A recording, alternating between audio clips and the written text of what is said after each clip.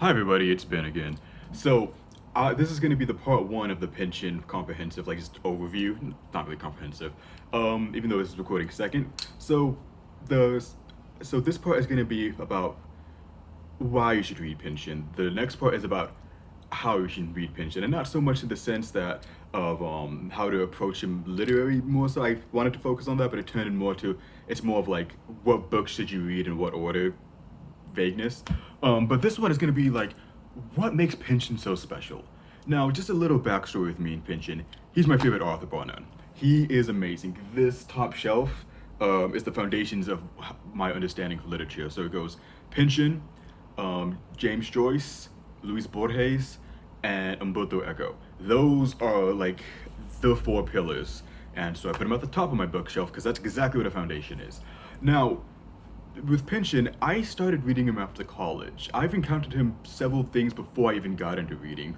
If you're familiar with the band Thrice, one of my favorite bands of all time, they had an album called Visu, which is based off of V, Thomas Pynchon's first book. And so, reading about it, looking at Wikipedia articles, it kind of caught my interest there. And then I saw the trailer for Inherent Vice, and I was like, I gotta see this movie. I didn't. I saw it much later. But that was so Pynchon always kind of cropped up, and when I started getting more into reading post college and during college, and started getting a lot into the postmodernist genre, Luis Borges and Haruki Murakami and Ryu Murakami and I forgot the other ones, but with those authors like that, then I really wanted to read Pynchon. He just sounded so dark and mysterious to me. So I started with Gravity's Rainbow, huge mistake, and then I just worked my way from there. And it wasn't until my third book, Mason and Dixon, where I really got Pynchon. I really understood him, and I wasn't going to read all of his books, but with a little help from the book chemist, I read all of his books within the span of a year and a half. And it was really interesting because it was I was still living at home with my parents, with my mom, post college, and then when I was done with him, it, I was already I was already in my own business, just in my apartment, my new apartment, just living on my own. So Pynchon really kind of helped me carry myself into adulthood, and not just like adulthood, like oh I'm 18 or I'm in college, but really that self autonomy. Um, which again, there's no such thing as real self autonomy. Everybody gets help from somewhere, but Pynchon is really important for me, not just in my literary understanding, but in understandings of adult life. And I'll bring up an example of that, where because you see stuff online where people say like, is this actually the real world, or are we just in a Pynchon book?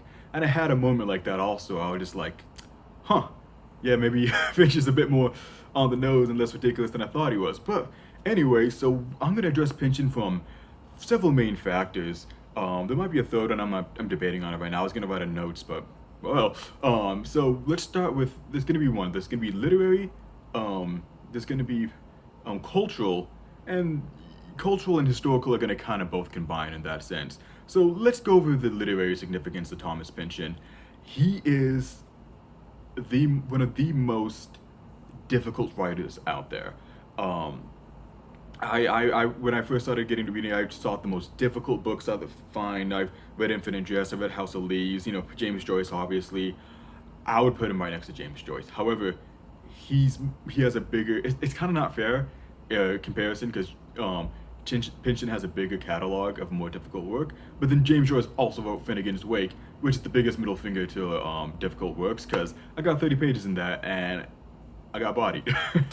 But reading some other stuff that's supposedly difficult, like Faulkner and stuff like that, they are difficult, but once you get their own style, you get it. But Pynchon, it just so consistently, and it just makes some of the other works look like toddler time sometimes. No, is that is that the only reason why to read Pynchon? No. Is that a mark against him? Absolutely not. I love difficult work. I read a lot of philosophy in college, and at first I was like, why does this language have to be so difficult? But then, like my teacher told me, like for communication theory, why do you expect to be easy? This is not chemistry where the same equations, the same chemicals match each time. The theories in communication depend differently on the situations, and that's why language is it's okay for it to be complicated. That's why it doesn't have to be simple all that time, and that's why I like Pynchon. But now the interesting thing about Pynchon versus Joyce is that his language isn't necessarily complicated. You're not going to get a bunch of exoteric lexicon in his work or anything, but it's more of a plot structure. His plots are ridiculous. He will go just run the gambit. Oftentimes, his works, rather than resembling a thorough narrative structure, I'd compare a lot more of his works to like A Thousand and One Arabian Nights, where there was a setting, there was a setup, but um, it's more episodic. It's more taking in the lives. It's more of an open narrative where, there is something driving the plot, but it's not affecting every character. He doesn't mind taking time to address individual stuff. Like, for example, in Gravity's Rainbow, the main crux of the book, the main driving motion is to find the mysterious 00000 rocket. But that's not really what's driving the book at the same time, because he'll take times like dressing up and going and trying to cross the Autobahn to get Read from a mysterious political party that was post-war. The sexual practices of a dominatrix and a man eating her feces, fecal matter. I can't say poop, or I can't say the bad version of poop, but or like stuff like dissertations on rockets and how rockets, um, and how rockets apply to our culture and everything like that, whether it be the phallic central symbolism of the rocket, or how the creator of the rockets, whose name I forget, how his wife once said, you have to stop making rockets. You're having too much fun, because in the book he mentions systems for the sake of systems and how those systems can affect us. So you already see I deviated so much from the main driving point of the plot, but that's Pynchon for you. And this is the second part of the game, how he affects the literary canon really well, is that he is a master at destroying tone in a very jarring but not jarring way. I think we've all had those moments where we're reading something, like in comic books, like, yeah, this is cool, it's really nice. Something violent comes out of nowhere, and it's like, what? Or like, here's a good example. I was watching Tokyo, Tokyo Suns or something like that. It was a anime one time, and it had really dark stuff, like like depictions of rape, prostitution, killing, and whatnot. And I was like, okay, it's exploring the yakuza. I'm down for this. Then it has some goofy stuff where like a giant man named Galileo with robot arms, and it just was out of nowhere and didn't explain it. And that short of tone, just really just kind of kills the work for me. But Pynchon does that even more so, but he's able to integrate it so well, and that's why also when people say like, oh, it's a tonal shift, sometimes it's not so much the tonal shift, but it's the intention of the tonal shift. For example, again, like in several of his works, you'll have just hard history in there, just really exploring what happened in these time periods. Topics ranging from genocide, racism, which coincide with each other, to economic development, to then he'll go to like stuff like monsters, to musicals, literal musicals within the book, song sections, um, just off the wall weird technology, weird pseudoscience, like pictures moving and able to see the past through the pictures, love, deviant sexual practices, pornographic scenes, and it just all, even though it's jarring, it's also flows so well, and it just really gets, because it really gets to the main idea of Pynchon, and that, and this is the why he's also a great example of the postmodernist canon, the idea of relativity, the idea of power balances, and that we never really truly understand our culture or what's going on, and how we can view different topics with different viewpoints, and all of them have some sort of validity to them, like in Leading Edge, where he shows a lot of conspiracies, not conspiracies that he made up about 9/11, but conspiracies that were present during 9/11, whether it be a video of filming people on the roof, whether it be an inside government job, whether it be Russians. I think he says Russians. I'm not remember, but he never really gives credence to any one of them. I think another great example of power structures and how we never know would be in V, where they're talking to a ghost. Great example. And no, sorry, not V. Vineland, where he's talking to a ghost of somebody who was killed, and he's like, "Well, who killed you?" It's like, "Well, this person did it." Well, after that, what this person? Well, after that was like the governor who signed it. What about after that? Like, well, it goes too deep. It goes too far. I don't know, and just how we'll never know how and this gets a little bit out of what I believe also, but just how systems and governmental systems and power structures, you will never truly know what's influencing them, what's making them out there, and it's just too vast of a system for us, and maybe even for the system in itself, it's a system within a system, to truly know. And and but also, Pynchon is not all bleak in his earlier books, definitely, but later on, what he also does, and I think is just tribute to him becoming a father, is that he also really, despite showing the darkness of humanity, he also just shows the love of it, and how even in such difficult times we can find love. How much familial bonds matter to us, whether it's shown in Vineland again, where it's a man trying to reconnect, no, a daughter trying to reconnect with her mother, but instead of reconnecting with the mother, she actually reconnects with her extended family a lot more. Or Mason and Dixon, about the whole frame narrative, well, the first frame narrative is based off Reverend D. Terry Koch, their grandfather, or the great uncle, talking to all his great grandsons or grandkids and grandnephews, talking and sharing them with his experience about his life, about his experiences of America, or Bleeding Edge, which is just like about a single mother and with her addressing her ex-husband, who she still has contact with, or this new relationship that's not necessarily the best for her, or her established relationship with her kids, and trying to make her kids happy and make sure that they have a good life.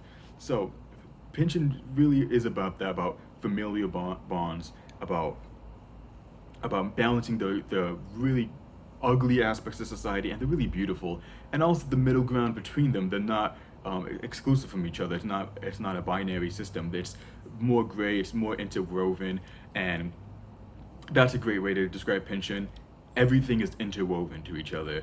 Some people call it hyper-referential, and I agree. And you'll see that where the Rockets and Gravity's Rainbow, to the musicals, to eating candy, the sexual practices, they're not all exclusive from each other. They all wind in, which I won't spoil, but you can see in the ending narrative with Gravity's Rainbow. So that's a lot of how Pynchon addresses and changes literary stuff. I got a little off topic there with his themes, but to go more why you should read Pynchon also with the cultural aspect, is that Pynchon was, he might not look at it on first reading, but he had some very progressive ideologies. I think it's just more so because he's so difficult, it can be easy to misinterpret some of this stuff, because he'll show a lot of stuff, like, for example, a great example is in Against the Day, where he has a family of white people singing about like this pretty racist African song, and you think it's like, oh, this is kind of interesting. Why is Pynchon doing this? But what he's showing more is that it's more of the time period of what they are, which is the early 1900s, and he juxtaposes that with another character who was a son who left the family, just feeling super awkward about that, just being like, I do not like this. I don't like how my family's doing this. Or in Gravity's Rainbow, where he'll talk about a black individual ice skating around, and all the white people looking at him like, oh, look at this black man going all around. I actually talk about that in the book chemist review I showed at the beginning of the video, but actually, what it shows later on in the book, it again juxtaposed it with showing the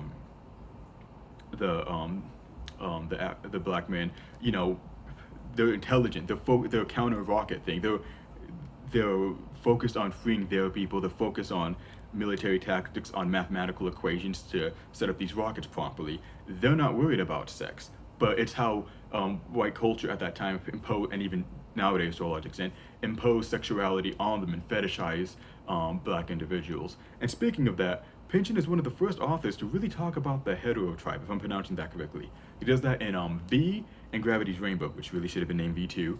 But he talks about a tribe in Africa that was largely not talked about, where the German people just enslaved them and committed genocide on them, and it was just horrible conditions, and a lot of them died. And the tribe actually chose self-suicide, where they stopped reproducing in order to escape their torment, because they didn't want to impose this on the next generation.